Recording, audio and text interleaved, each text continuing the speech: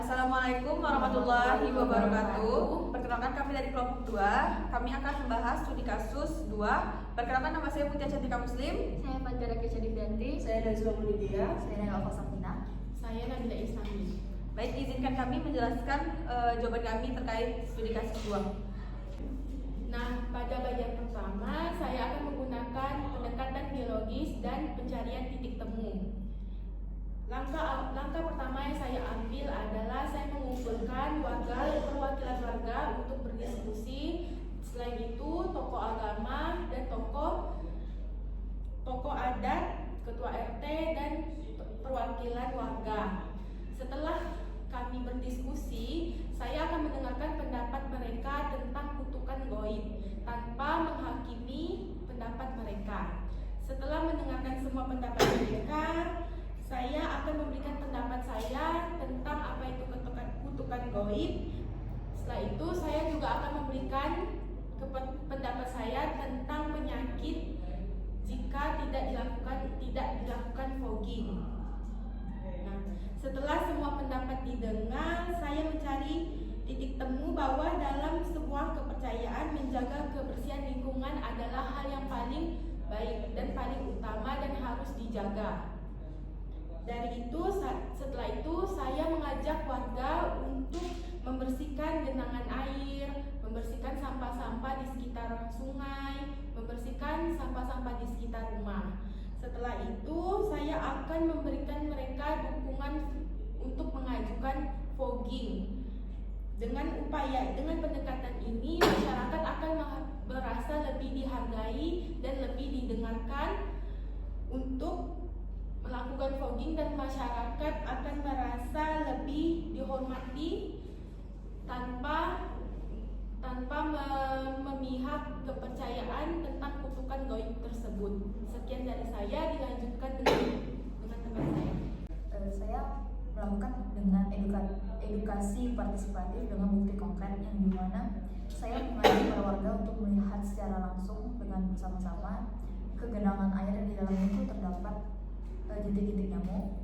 Jadi saya jelaskan dengan bahasa sehari-hari bahwa hal inilah yang mereka kira tuh sebuah kutukan. Tapi saya jelaskan bahwa kutukan itu tuh bukan datang secara tiba-tiba, tapi jentik itulah yang jadi sebagai perantaranya. Jadi dengan mereka melihat sendiri bukti nyata dari adanya jentik itu, mereka tuh bisa menghubungkan sebab akibatnya dengan penyakit yang ada. Jadi mereka tuh tidak dipaksa untuk memilih untuk percaya dengan sains ataupun dengan kebudayaan yang ada. Mungkin sekian dari saya, bisa dilanjutkan dengan Menurut saya akan mengajak tokoh agama, tokoh adat, RT untuk ikut menyampaikan pesan tentang pentingnya menjaga kebersihan dan mencegah penyakit. Mereka tuh dapat menghubungkan pesan kesehatan dengan ajaran agama atau nilai-nilai budaya yang sudah dikenal masyarakat. Karena warga sudah percaya kepada mereka, informasi tentang kerja bakti, fogging, dan pemberantasan sarang nyamuk akan lebih mudah diterima dan diikuti. Dengan begitu, masyarakat tidak merasa digurui oleh orang luar, tetapi mereka merasa diajak oleh pemimpin yang mereka hormati. Mungkin itu aja dari saya dan dilanjutkan oleh teman saya.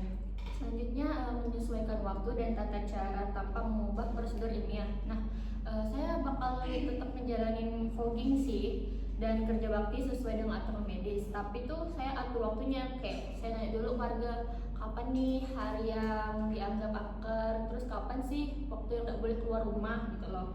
Terus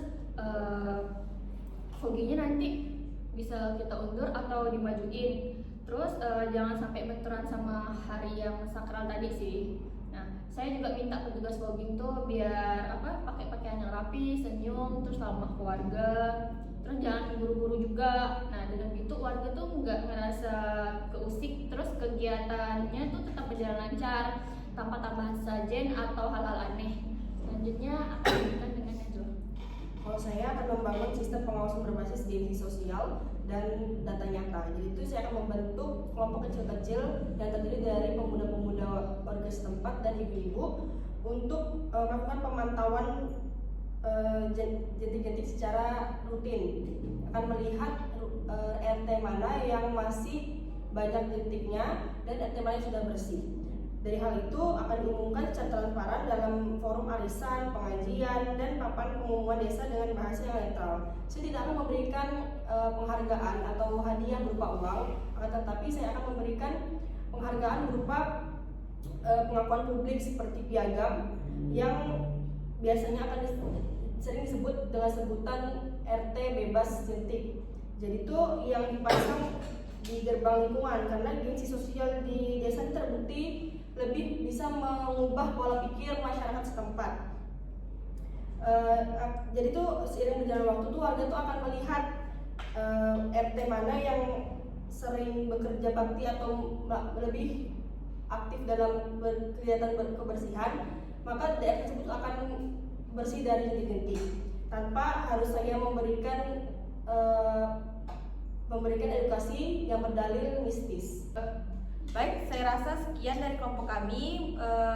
Kurang dan lebihnya mohon maaf dan wassalamualaikum warahmatullahi wabarakatuh.